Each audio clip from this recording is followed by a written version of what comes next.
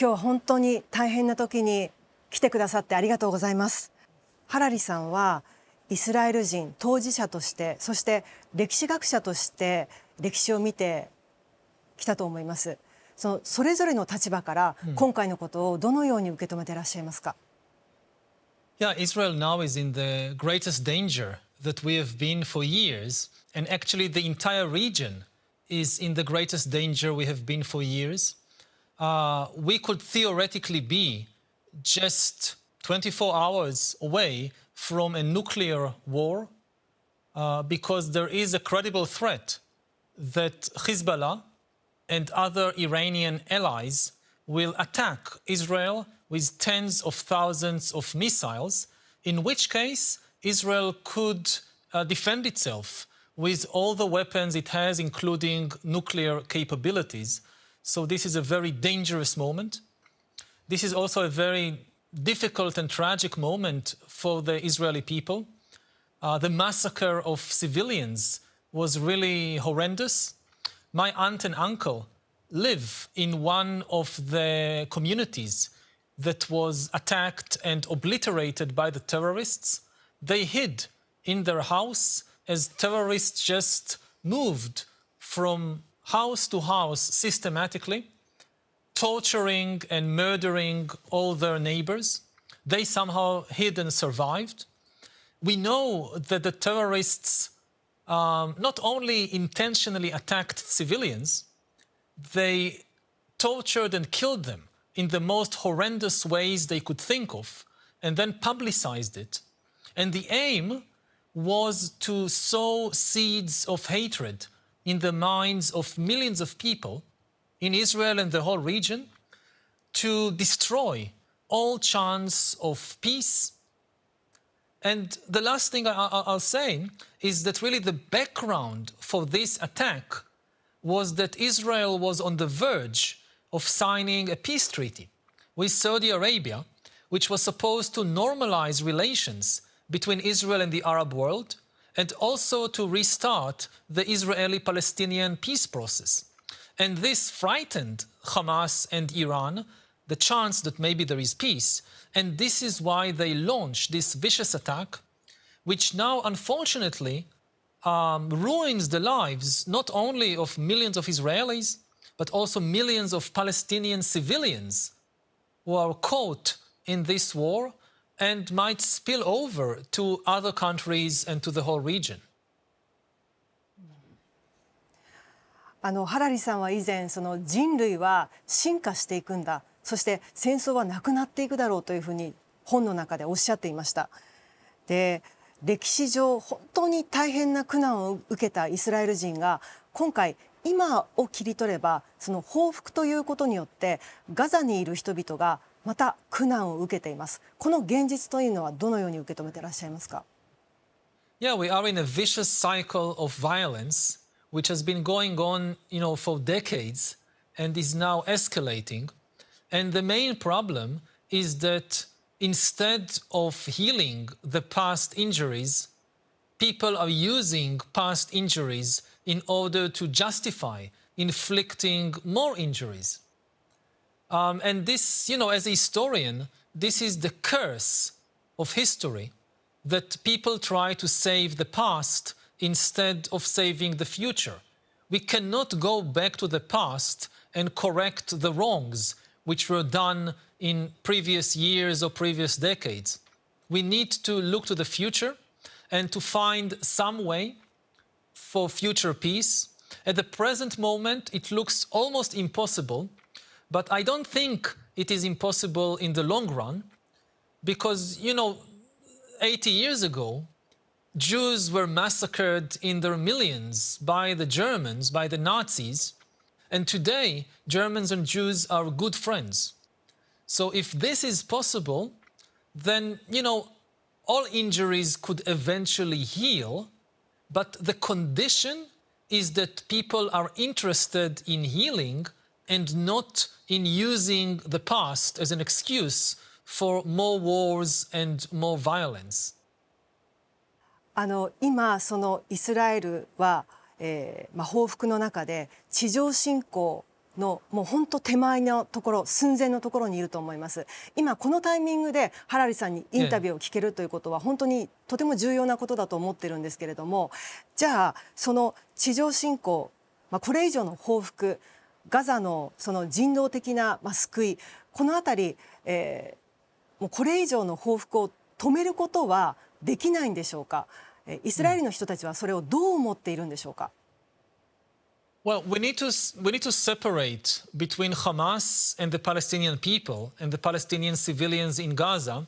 Israel has every right to defend its citizens and its territory against Hamas, which is a terrorist organization, and which, again, aims to destroy all chance for peace.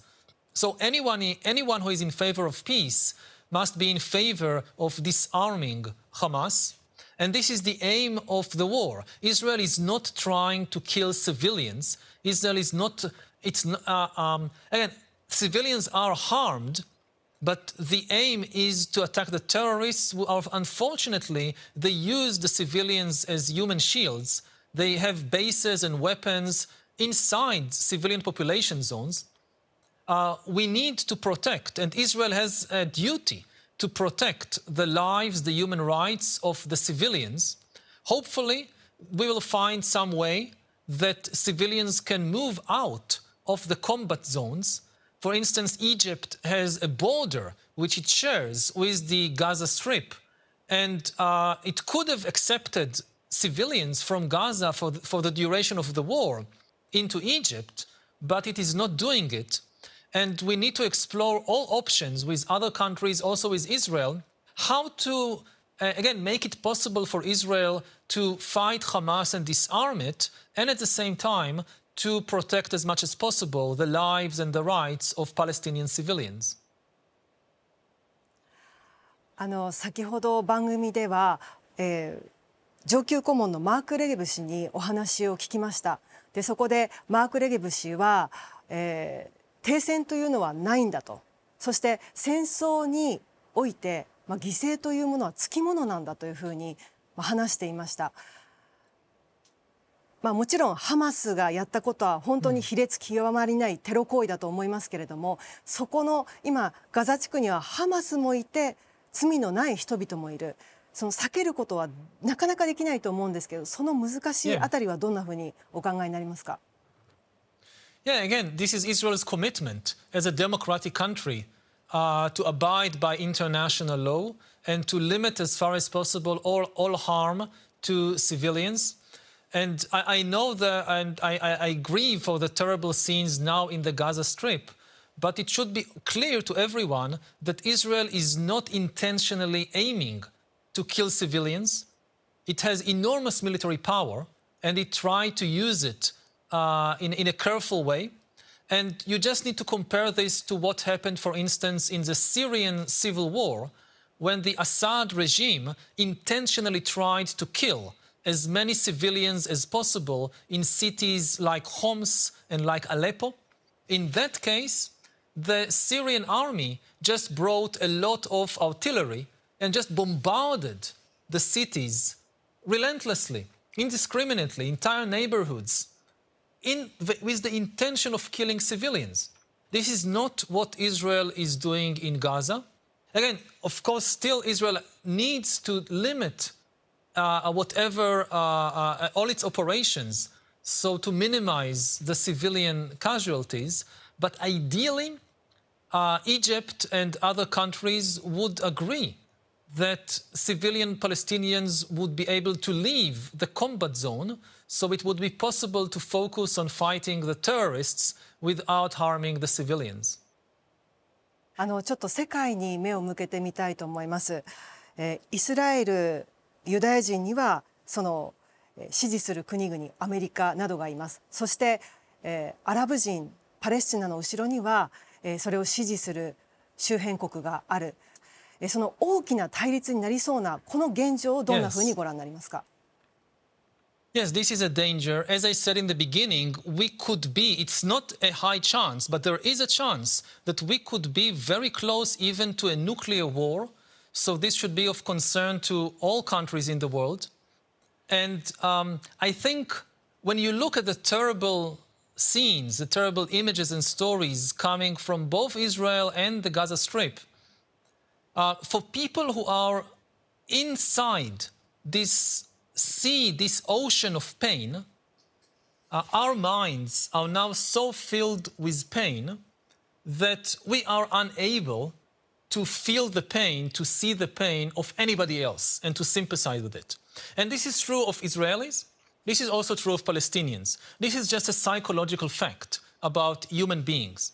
But outsiders who are not living here and maybe don't have family here, outsiders who live in Britain or in Brazil or in Japan, and are just reading the stories, are just seeing the images on television or on our screen, they should make the effort to see both sides. They shouldn't fall victim to intellectual laziness or to emotional laziness of just picking a side and saying that 100% justice and 100% purity is on one side and 100% evil is on the other side. Don't be intellectually lazy.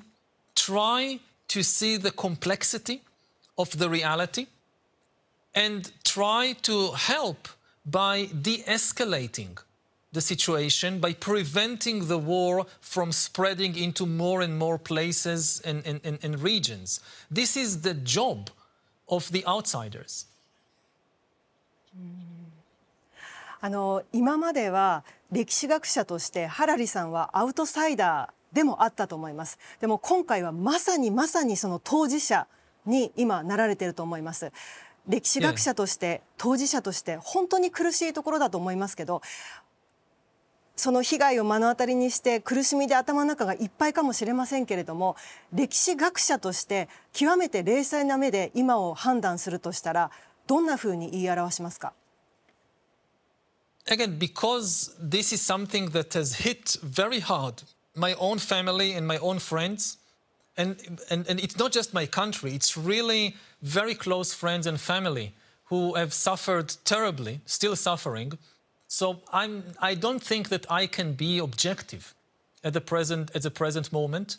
Again, I urge people who are watching this interview, for instance, to also watch interviews with Palestinians, with people who present different perspectives, but also to be very, very careful about what you believe and not to rush to conclusions. We saw this, for instance, with the terrible explosion in the hospital in Gaza, that at first people rushed to blame Israel, but when the evidence was collected and analyzed, it became apparent at least to most of the leading experts and most of the leading newspapers and television stations that Israel was not the cause of this explosion, that it probably resulted from firing by the terrorists who tried to fire into Israel and missed and hit the hospital. So this is just one case that we need to listen to both sides, but to be very careful about the judgments we make and to try and base our judgments as outsiders on evidence and not just on the latest images we saw on some video. 長いその歴史の中で考えるともはやイスラエルの方々もパレスチナの方々ももうどちらも被害者であると思います。でそこには憎しみ、悲しみの連鎖があり、そして今も争いがあるもう本当長い歴史の中で続いています。その憎しみの種、憎しみの連鎖をほどくヒントというのはどこにあるんでしょうか？ Yes, so again, first it needs to be understood, accepted that in history, very often, people are at the same time both victims and perpetrators. People find it difficult to understand. They think that you are either just a victim or you're either just a perpetrator. And this is almost never the case in history. At least when you talk about complex situations, ongoing conflicts for years, usually the same people, the same nation can be both victim and perpetrator at the same time. And acknowledging the complexity of historical reality is a crucial step in order to make peace. Because, you know, some people, they hope for absolute justice. There is no possibility of absolute justice on earth. People who search for absolute justice, this just leads to inevitable conflict because then they are not willing to compromise on anything. Any peace treaty which was signed throughout human history was always based on compromise and never provided absolute justice. So we need to choose. Do we want to pursue this fantasy of absolute justice, or are we willing to compromise for peace? And as a historian, the answer for me is obvious, that we need to compromise because people need to live here on earth and not kind of roll in these fantasies of, you know, heavenly life or absolute justice. How to make a breakthrough in this situation, it's very, very difficult. Again, actually, Israel was on the verge of making a breakthrough for regional peace through Saudi Arabia when this was the cause for the Hamas attack. So the aim of the war, I would say, is not just to defeat Hamas. This is not enough. The aim of the war should be to reach a situation when, again, peace is possible, which demands not just defeating Hamas, but also providing the Palestinians with the ability to live dignified lives in their homeland. 今のイスラエル政府の報復の姿勢を見ていると、そこに複雑さであったり、その歴史を顧みてのその迷いみたいなものは感じられますか? Well, we have to take two forces into account, the Israeli government and also the American government.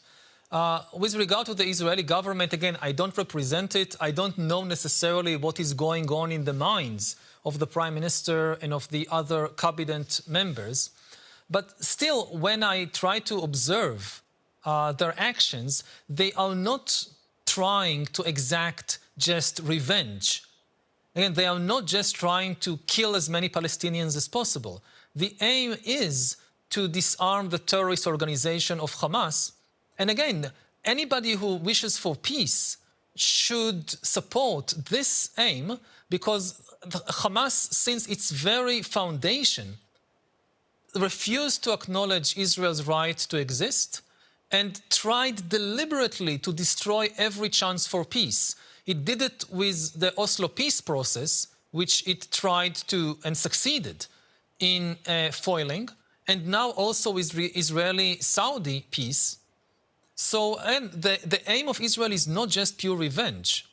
As long as Hamas controls the Gaza Strip, Hamas actually holds hostage not just the people that they captured on the 7th of October, it holds hostage the entire Israeli and Palestinian population for its religious fantasies.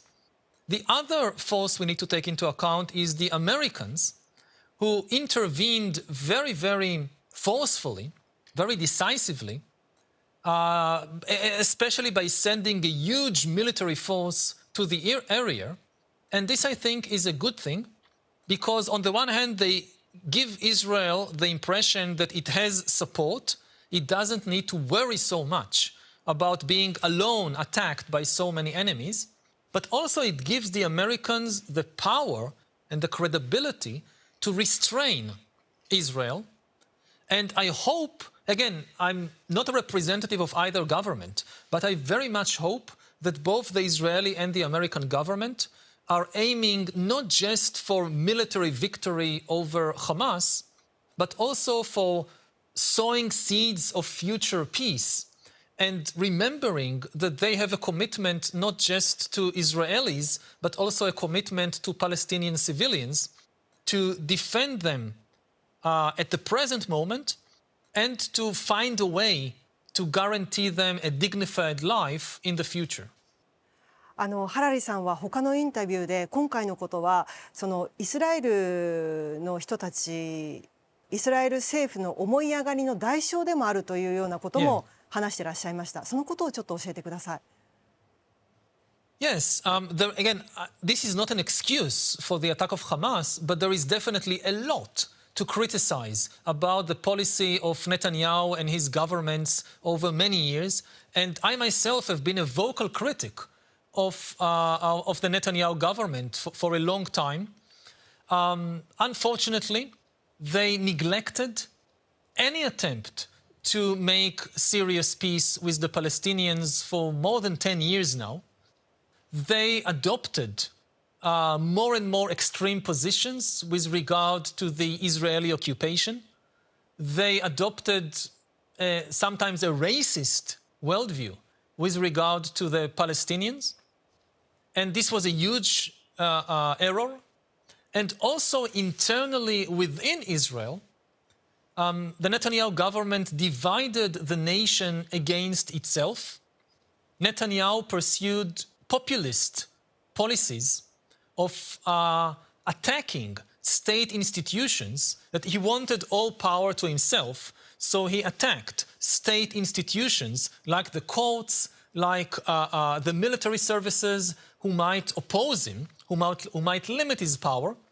And also Netanyahu and his followers attacked the serving elites of the state, you know, the people who are foremost in giving service to the country. They were attacked as being deep state traitors and all kinds of conspiracy theories about them. And this really weakened the state and the institutions of the country. And Israelis are now paying the price for these many years of wrong policy, and not just with regard to the Palestinians, also wrong policies with regard to the country itself. And if I look more broadly at the world, I would say that Israelis and Palestinians are paying the price for wrong policies all over the world for the last 10 years of attacking and destroying the global liberal order. That not just countries like Russia or North Korea, but even, you know, US President Donald Trump has attacked the global order. And when you destroy order, what you get is disorder, is anarchy, is chaos. And we saw it with the Russian invasion of Ukraine, now with the Hamas attack on Israel and the war here. And unless we somehow rebuild a functioning global order based on international cooperation and international law, I'm afraid that violence like this will spread to more and more parts of the world. 今回のその発信メッセージによってイスラエル国民の方にも警鐘を鳴らしているというふうに取っていいんでしょうか。Yes, again, I think that this is a moment of extreme danger to the people of Israel, to Palestinians, and to people in the entire region and in the entire world. What I just said about the collapse of the global liberal order, again, we need to understand what was it based on. The liberal ideal is that all humans are at bottom, we are all the same. We are all the same animals. We share the same biological experiences. We feel pain. We love our children. We love our parents. And based on these shared experiences, we have common interests and values that we should protect. This is the basic idea of the global liberal order. Now, it was attacked by many people around the world, including by Netanyahu himself, who allied with people like, like Viktor Orban, Donald Trump, Jair Bolsonaro, who also attacked the global liberal order, and they didn't offer anything to replace it. Okay, you don't like liberal values, let's talk about it. What is your alternative suggestion? If countries cannot cooperate on the basis of liberal values, on the basis of what alternative set of universal values do you suggest that they cooperate? They didn't offer anything to replace it. And this is why now the order is collapsing, and we have disorder. And again, this is my message is not just for the Israeli people. It's for people all over the world, that if we do not reestablish order, then the type of violence which is now destroying my part of the world is very quickly likely to spread. You know, there are very high tensions in East Asia as well. There are very high tensions in other parts of the world. If we don't return to some kind of functioning global order, then we will descend into a terrible global state of anarchy and war. 今のお話を聞いていると、それこそ政治家に頼るだけじゃなく、私たち国民、人間一人一人がきちんと考えて物事を冷静に見るように、物事は複雑なんだということを理解しながら考えていかなきゃいけないということでもありますか？ Yeah, I mean, every person has some power in the world. Every person has some responsibility. You know, even you just watch things on social media and you write messages. This has an effect on the world. Maybe not big, but it has some effect. So always ask yourself, what kind of seeds are you spreading in the world? What kind of seeds are you planting in people's minds? Are you planting seeds of hatred and violence, or seeds of compassion and reconciliation? And, you know, the politicians have big responsibility, and we need responsible politicians. Nobody can replace the politicians. You know, politicians is a job in itself. I cannot be a politician. I don't have the qualifications. It's a specific set of qualifications, and we need good politicians who will be responsible for their actions. But everyone has some level of agency in the world, and everyone should have responsibility for that. And, you know, in many parts of the world, people now talk about the need to build walls, to build barriers. We need to build also a wall between our mind and our mouth.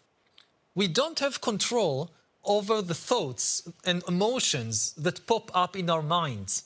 But we do have control over what we say, over what we write, let's say on social media. And that should be our responsibility, especially of politicians, of course. You know, you have this type of politician, again, like President Trump, who is kind of an authentic politician who says the first thing that comes in the mind.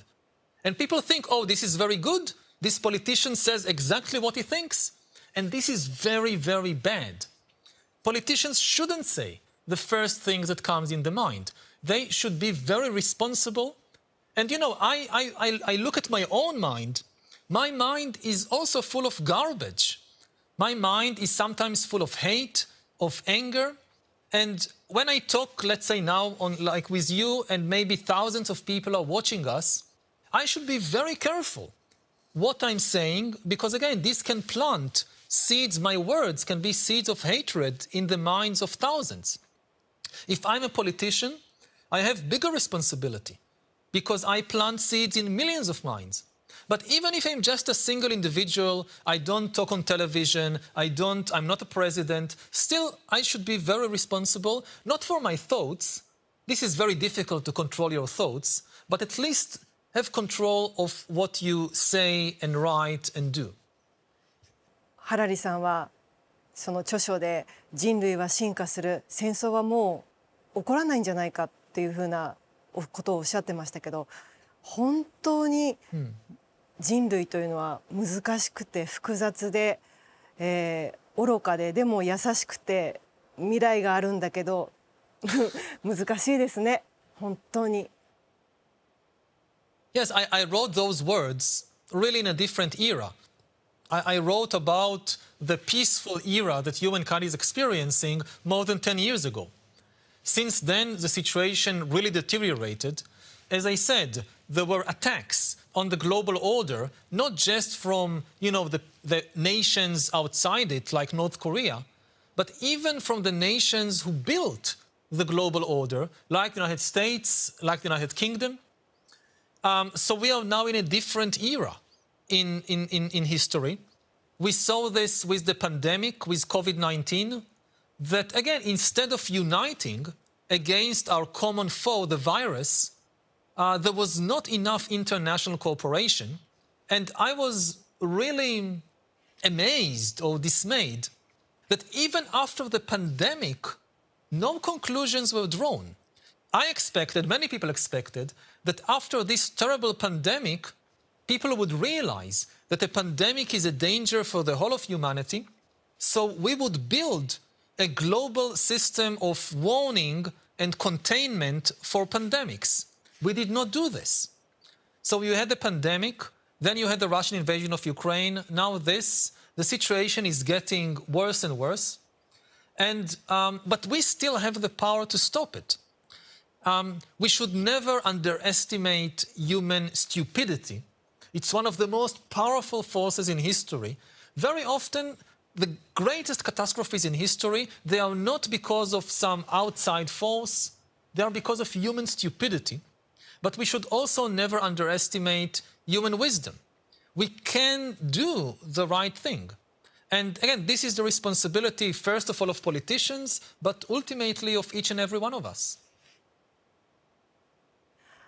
今ハラリさんがイスラエルからロンドンに移ってこられて、そして世界のメディアにたくさんインタビューにもお答えになっています。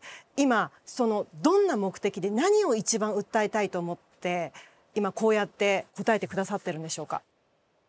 The most important message is to de-escalate, not allow this war to spread. It's bad enough as it is. But as I said at the very beginning of this interview, it might spread not just to the West Bank and to Lebanon. There is a real chance, not a high chance, but there is a real chance that we are maybe days away from a nuclear war. For the first time since the attacks on Hiroshima and Nagasaki, we might see the use of nuclear weapons in combat. Because you have a couple of countries in the region with nuclear capabilities, and if they feel that they are under existential threat, then this could be, the result could be catastrophic. So the most important thing is for every country who has some influence, some leverage over the situation to first of all de-escalate. Again, don't look for some kind of absolute justice. It won't come now. First of all, prevent the fire from spreading. You know, Hamas gave the code name to its attack. The code name that Hamas gave to its attack was Tufan, which in Arabic means the flood. And this is a reference to the biblical flood, which destroyed almost the whole of humankind. So we need to prevent this flood from spreading over more and more region and putting more and more people in danger of annihilation. 最後に、今日本は遠く離れています。アジアの力でもニュースで連日のようにこのイスラエルとパレスチナの問題は報じられています。私たち日本にいる者たちができること、ハラリさんから見てどんなことがありますか。Again, I think the main thing is first of all to use your power, political, economic, cultural, to de-escalate the conflict and prevent its further spread. To send humanitarian aid to the people who are suffering. There are tens of thousands of refugees within Israel. There are hundreds of thousands of refugees in the Gaza Strip. There are millions of people whose lives are in danger, who live in fear, in terror, in pain. So if you can send help, this is very important. And maybe most important, to preserve space for peace. Because as I said, the mind of Israelis and the mind of Palestinians are now completely filled with pain. Whenever anybody talks about the pain of anyone else but us, we feel outraged. We feel betrayed. How can you talk about anything except my pain, except our pain? It's so terrible. And in this situation, there is no space for peace. So, you know, we kind of, as we are immersed in this sea of pain, we give you the space for peace that we cannot hold in our minds right now. And please take good care of it so that sometime in the future we can inhabit this space of peace. わかりました。今日は本当に大変な中、長い時間お答えくださってありがとうございました。もうとにかく母国もそして周辺の国々の人たちも無事を祈ります。ありがとうございました。I hope so too. Thank you.